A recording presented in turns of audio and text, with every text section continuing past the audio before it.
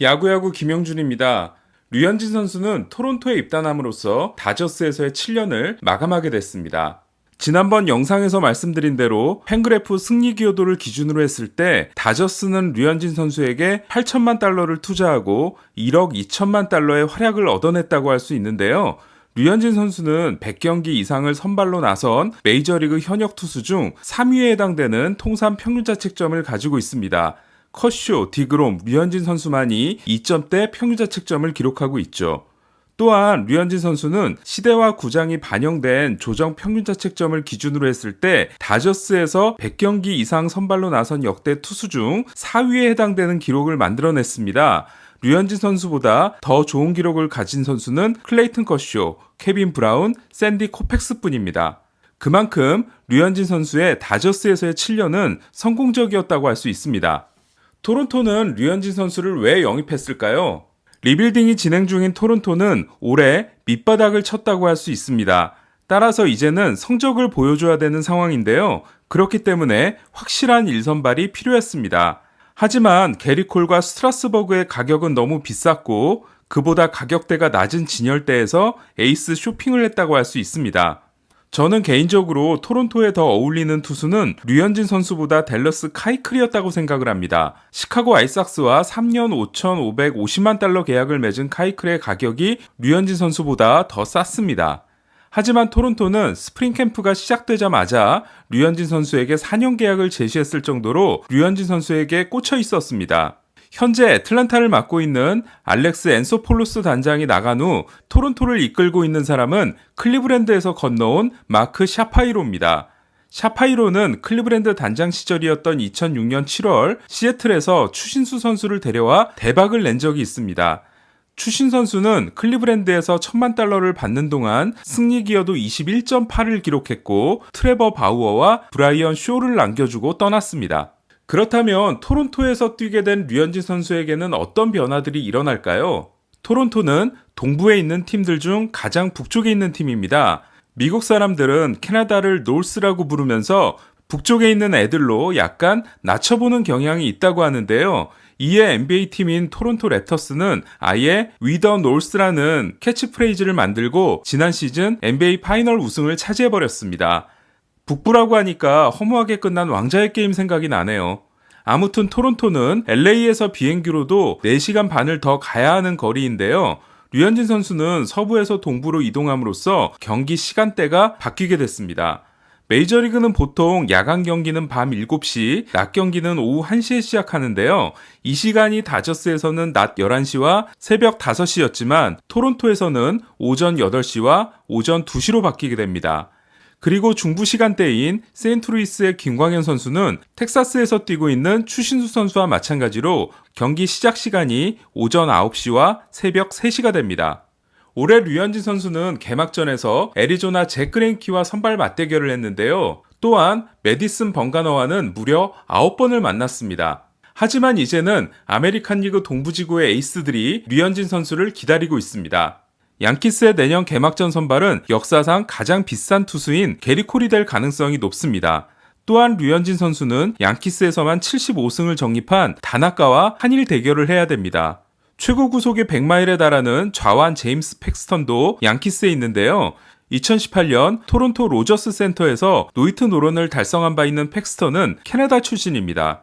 저는 류현진 선수가 안정적으로 자리를 잡을 경우 토론토는 내년 시즌이 끝난 후 FA가 되는 팩스턴까지 영입할 가능성이 높다고 생각합니다. 템파베이에는 2018년 사이영상 수상자 블레이크 스넬과 올해 사이영 3위 투수인 찰리 모튼이 있습니다.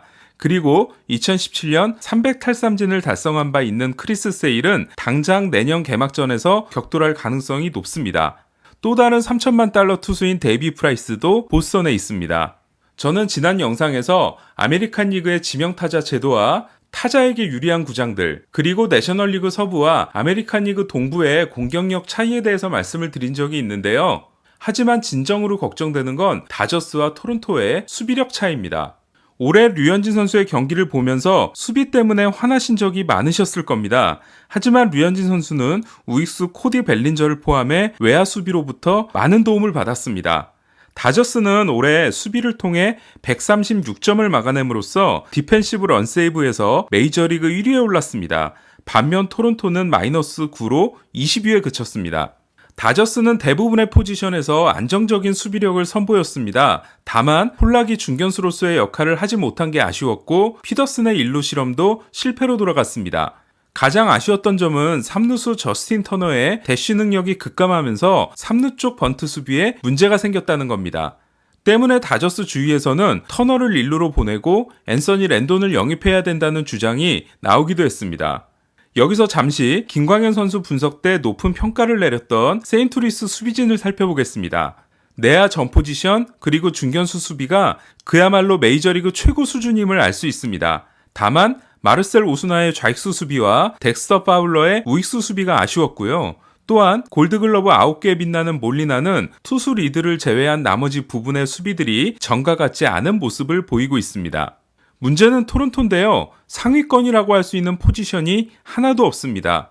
특히 3루수 블라디미르 게레로 주니어의 수비는 실제로 보시게 되면 정말 저런 것까지 못 잡나 싶을 정도로 심각할 때가 많은데요. 저는 토론토가 하루빨리 게레로에게 1루를 주거나 또는 지명타자를 맡겨야 한다고 생각을 합니다. 천재적인 타격 재능을 가지고 있는 만큼 재능이 없어 보이는 수비는 빨리 접게 하고 제2의 프랭크 토머스를 기대해보는 겁니다. 류현진 선수는 올해 61명의 규정이닝 투수 중 평균 자책점 1위에 올랐습니다. 하지만 9이닝당 8.03개의 탈삼진은 39위에 해당됩니다. 한마디로 류현진 선수는 맞춰잡는 투수라고 할 수 있습니다. 저는 올해 류현진 선수가 최고의 성적을 낸 결정적인 비결 중에 하나는 싱커 투수가 아니었음에도 메이저리그 9위에 오른 땅볼 비율이라고 생각을 합니다. 그만큼 류현진 선수에게는 수비의 안정화가 절대적으로 중요합니다. 토론토의 한 줄기 희망은 주전 포수 데니 젠슨입니다. 젠슨은 디펜시브 언세이브 11을 기록함으로써 클리브랜드 로베르토 페레스, 샌디에고 오스틴 헤지스, 샌프란시스코 버스터 포지, 피츠버그 제이콥 스탈링스에 이어 5위에 올랐는데요. 내셔널리그 골드글러브 포수인 JT 리얼무토의 성적보다 좋았습니다. 프레이밍에서도 젠슨은 포지와 리얼무토 사이인 8위를 차지했는데요. 포수만큼은 걱정하지 않으셔도 될 것 같습니다. 류현진 선수가 합류했을 때부터 다저스는 전력이 갖춰진 팀이었습니다. 2013년에는 에드리안 곤잘레스, 헨리 라미레스, 후안 유리베 등이 있었고 프리드먼 사장이 오면서 성적과 연봉 감축이라는 두 마리 토끼를 모두 잡게 됩니다.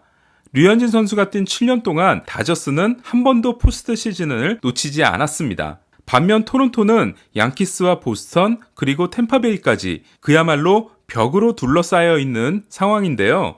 하지만 지금의 리빌딩이 성공적으로 진행된다면 충분히 기대를 걸어볼 만합니다. 그리고 류현진 선수와 함께 팀 전체가 성장하는 모습을 보실 수 있을 겁니다. 저는 어제 방송에서도 말하긴 했습니다만 토론토가 승부로 삼고 있는 애는 내년이 아니라 내후년이라고 생각이 됩니다. 내년에도 희망이 계속 이어진다면 팩스턴이 됐든 누가 됐든 또 한 명의 에이스급 투수와 타선을 이끌고 갈 베테랑 타자가 합류할 것으로 기대를 합니다. 그렇기 때문에 류현진 선수의 내년 시즌은 무리하지 않는 차원에서 건강을 증명하는 시즌이 되었으면 합니다. 이상 김영준의 야구야구 영상으로 만나는 인사이드 MLB였습니다.